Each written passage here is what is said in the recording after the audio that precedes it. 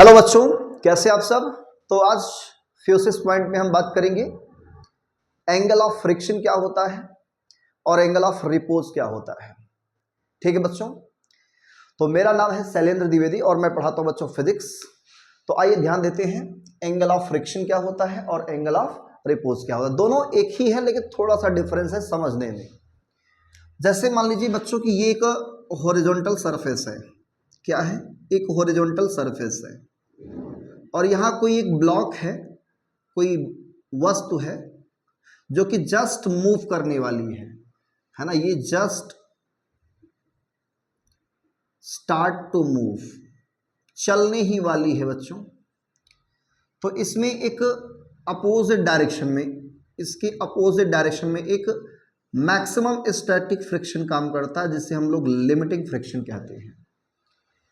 ठीक है ना, लिमिटिंग फ्रिक्शन। ये बॉडी जस्ट मूव करने वाली है, चलने ही वाली है, अभी चल नहीं रही है, जस्ट मूव करने वाली है, जस्ट स्टार्ट टू मूव। तो इसका जो वेट है वो नीचे की तरफ काम करता है और नॉर्मल रिएक्शन बेटा ऊपर की तरफ काम करता है। तो नॉर्मल रिएक्शन और जो ये मैक्सिमम स्टैटिक फ्रिक्शन जिसे हम लोग लिमिटिंग फ्रिक्शन कहते हैं, इन दोनों का जो रिजल्टेंट होता है, ये रिजल्टेंट बनाएंगे कैसे? वेक्टर के रूप में हम इसको रिप्रेजेंट करना चाहेंगे और ये एक पैरेललोग्राम बना दिया। तो इसका जो ये डायगोनल होता है, डायगोनल, यही डायगोनल हमारा क्या होता है? इसका रिजल्टेंट हो जाता है। तो ये रिजल्टेंट नॉर्मल रिएक्शन से जितना एंगल बनाता है, ये एंगल रिजल्टेंट किसका? लिमिटिंग फ्रिक्शन का। और नॉर्मल रिएक्शन का जितना एंगल बनाता है उसी कहते हैं हम एंगल ऑफ फ्रिक्शन। तो यहाँ पे ये क्या है? एंगल ऑफ फ्रिक्शन है। और जैसे ही ये एक इंक्लाइंड प्लेन है, ठीक है, ये हॉरिजॉन्टल और ये बेटा एक इंक्लाइंड प्लेन हो गया। इस इंक्लाइंड प्लेन पे एक कोई बॉडी है, ये फिसलने वाली है, जस्ट क्या करने वाली बच्चों? फिसलने वाली है। तो इसमें भी एक स्टैटिक फ्रिक्शन अपोजिट डायरेक्शन में काम करता है। ये मैक्सिमम होता है स्टैटिक फ्रिक्शन या लिमिटिंग फ्रिक्शन कह लीजिए। तो ये है इंक्लाइंड प्लेन और ये है हॉरिजॉन्टल प्लेन। इनके बीच जो ये एंगल बनता है, इस एंगल को हम लोग कहते हैं एंगल ऑफ रिपोज। और इसे हम लोग फाई से या थीटा से दिखा सकते हैं। आप इसे थीटा भी कह सकते हो, कोई इसमें प्रॉब्लम नहीं है। तो ये है आपका एंगल ऑफ रिपोज, आप इसी को कहते हैं एंगल ऑफ रिपोज।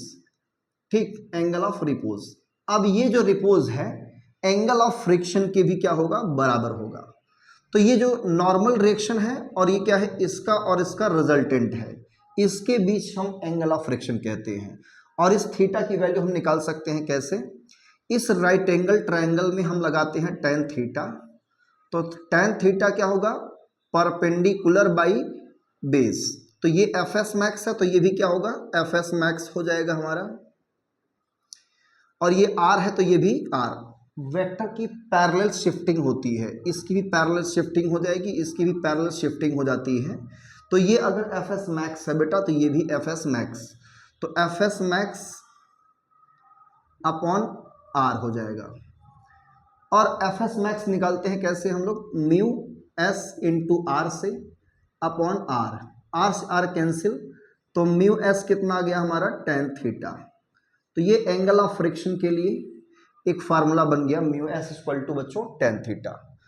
अब जैसे ये ब्लॉक है, फिसलने वाली है, जस्ट